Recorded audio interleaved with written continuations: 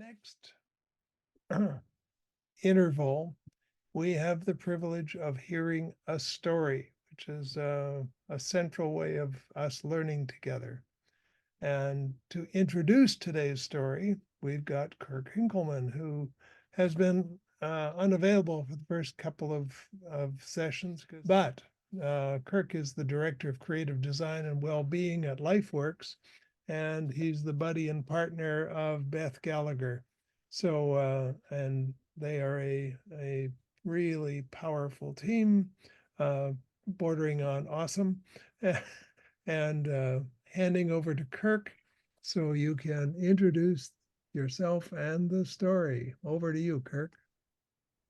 All right. Thank you very much, everybody. And I appreciate being welcomed into this Pathfinder studio a quarter of the way through the journey.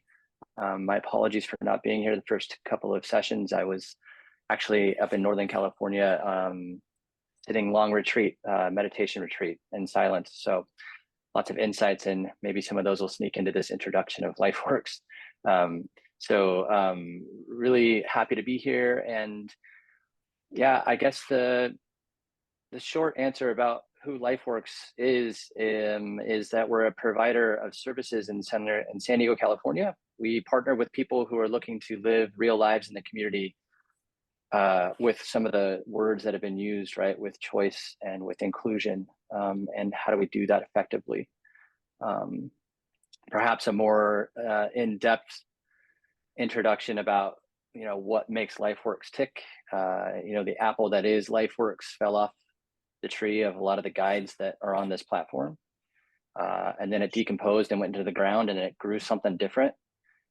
So we're kind of made up from a bunch of different qualities and a bunch of different frameworks that you may see on this platform or have been messing with because you hang around with some of these great people who are the guides of this platform.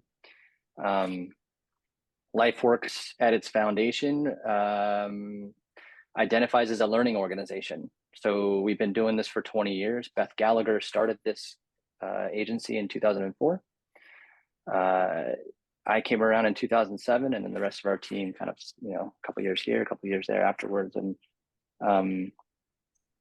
we recently redesigned our website. And in the process of doing that, you're forced to sort of like look at what your messaging is. And there's this sort of unpacking of what we've been saying and what we're about, and this noticing that maybe we've grown beyond what we're saying, which is a really lovely thing. So if we're able to pause and open and relax into that process, we come up with new stuff.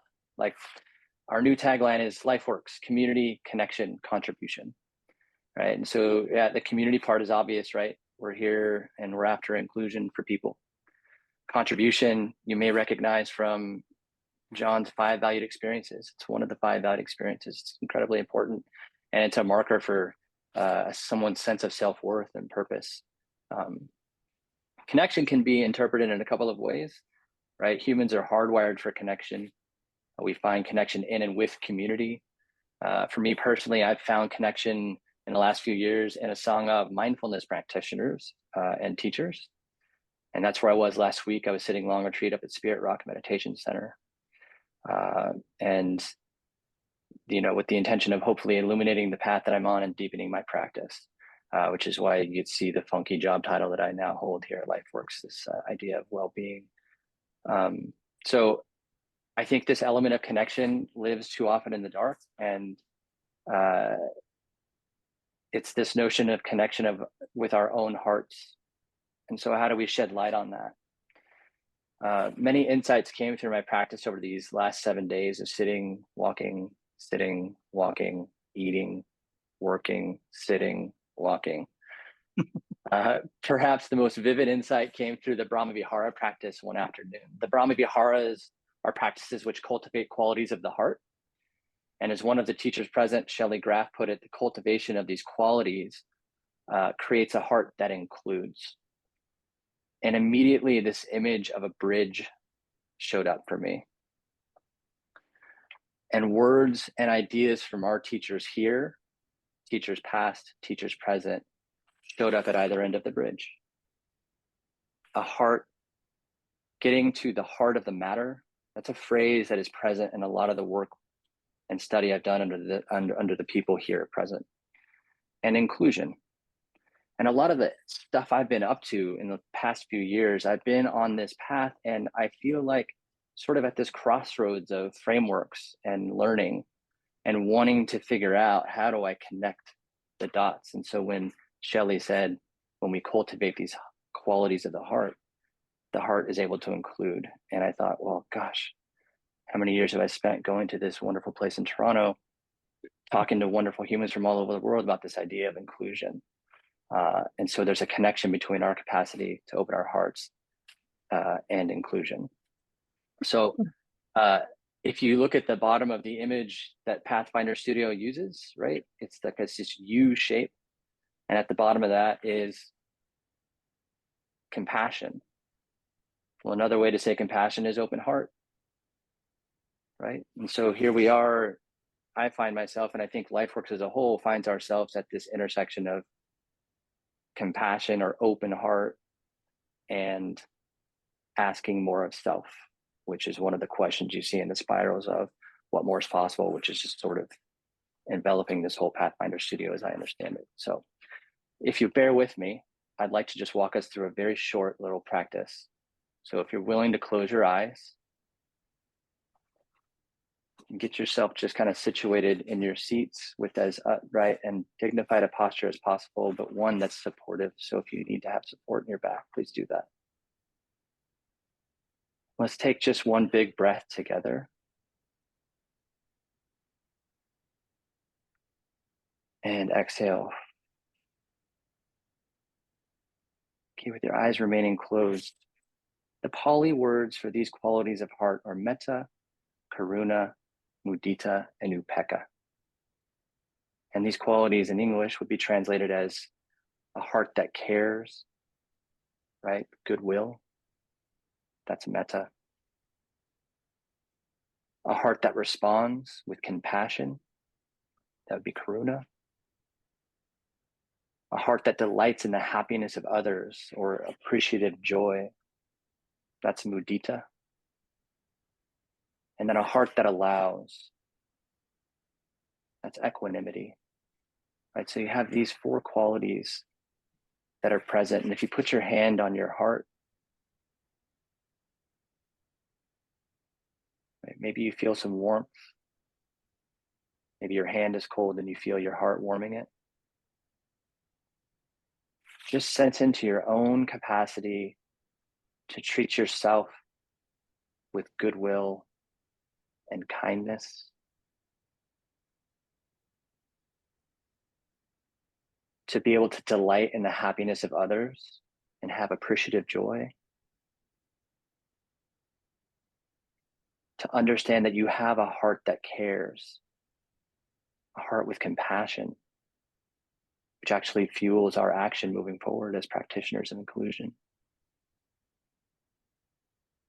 And then this most important quality to me anyway of upekkha, of equanimity, this capacity to hold it all, to accept that this is life as it is, right? And not just be dormant. That's right, that equanimity and right, karuna work together. Equanimity and compassion work hand in hand. Equanimity says, okay, this is as it is, and we can hold it. And compassion comes in and says, okay, well, let's address where we see suffering. Let's address where we see that inclusion needs to happen.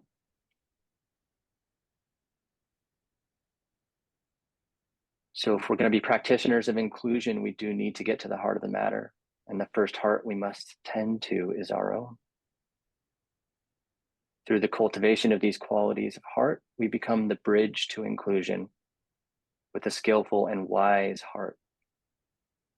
A heart able to pause, open, and relax.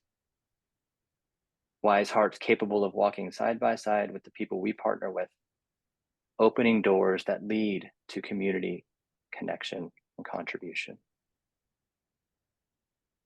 If it's the good life that we're after for with the folks that we partner with, then let's cultivate these qualities of heart.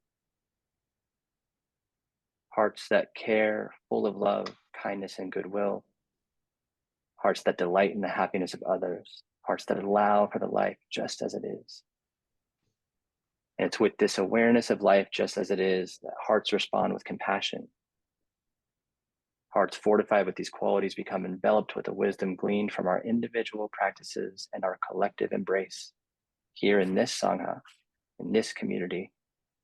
With fortified hearts, we can apply our wisdom and energy to our organizations, the people we partner with, and contribute to the communities we call home in bright and vibrant ways.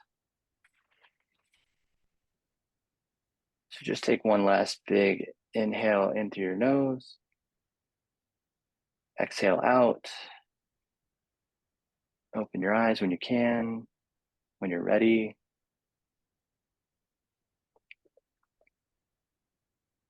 That's LifeWorks, and I'll welcome my team.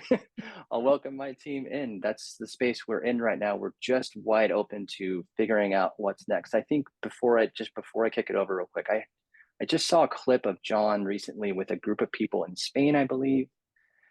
And he was posing this very important observation, which is I think where we're at right now, and we're going to get to in the telling of the story, which is what got us here isn't necessarily what's going to get us there. In a nutshell, I think that's what John was saying in this group, and I think that's an important thing. And maybe Pathfinder Studio as a container holds that sort of energy for all of us here, no matter where we're coming from. So anyway, Beth and team, come on in.